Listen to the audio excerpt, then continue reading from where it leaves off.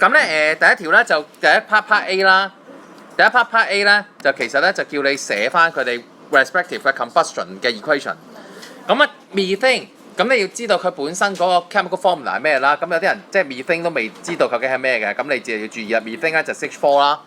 咁如果佢 react with oxygen 啦 combustion 啦，咁佢就只會出兩樣嘢啦。第一個咧就 carbon dioxide 啦，另外一個咧就 water 啦。咁呢個就相對地2啦。點解咧？一個 carbon 啦，咁即係會出一個 CO2 啦。咁跟住4個 H 啦，咁即係會出2個 water 啦。咁跟住你就 count 翻幾多個 O 啦？呢度2個，呢度2個，咁 total 就係4個啦。4個即係2個 O2 啦。OK， 呢個係第一個 methane combustion 個 equation。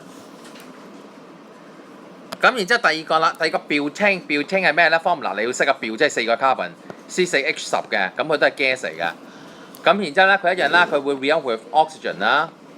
咁跟住咧，佢就會變咗做 carbon dioxide 啦，同埋咧 water 啦。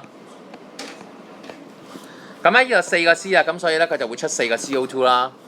10個 H 咧，即係會出5個 water 啦。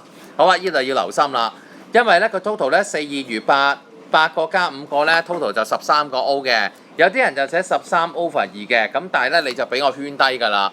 點解咧？因為我哋寫 combustion 嘅 equation， 我哋係唔會寫份數嘅。OK， 咁所以咧我哋咧成條式乘2，咁所以咧呢度就2個 butane 啦，呢度就13個 O2 啦。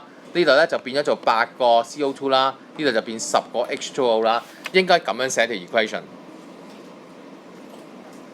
好啊，咁跟住咧最離奇呢個位啦 ，hydrogen 咧，如果佢做 combustion 咧，咁你 hydrogen 就會加 oxygen 啦。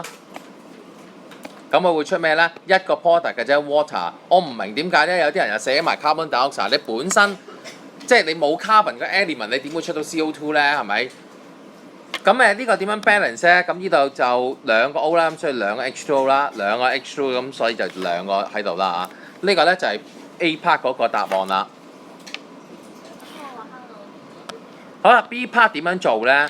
佢就叫你計 release per gram。咁我講過點樣做嘅，就係佢俾你嘅 data 咧就係 kilojoule per mole 啊嘛。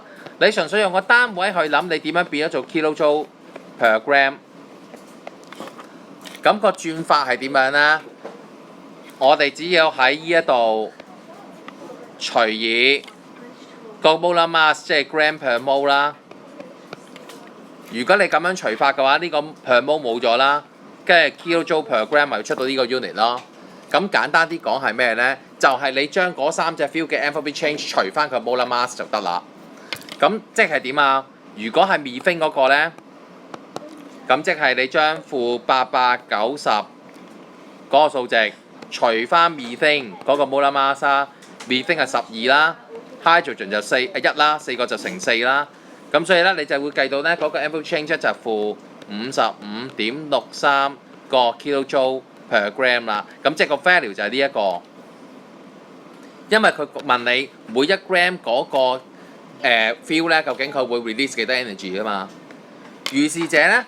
butane 咧，咁你就可以用呢個方法計啦，都係就係個數值-277，就除翻嗰個 molar mass 啦，就4個 carbon 就4乘12啦，就10個 hydrogen 就10乘1啦。咁所以咧，你咧就會計到-49.6個 kilojoule per gram 啦。咁個 value 即係-49.6啦。咁然之後咧。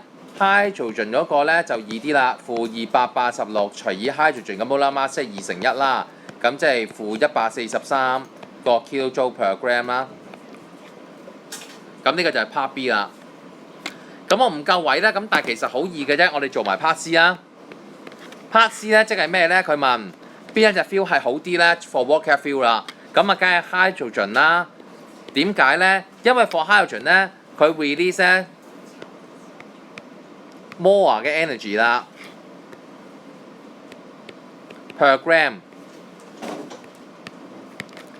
3隻嚟講佢1 gram 放最多能量，咁你 rocket fuel 你喺個火箭做燃料，你梗係你要載重啊嘛，咁如果大家都載1 gram 嘅 fuel， 佢梗係放最多能量嗰隻 fuel 係最好啦，咁所以就係 hydrogen 啦。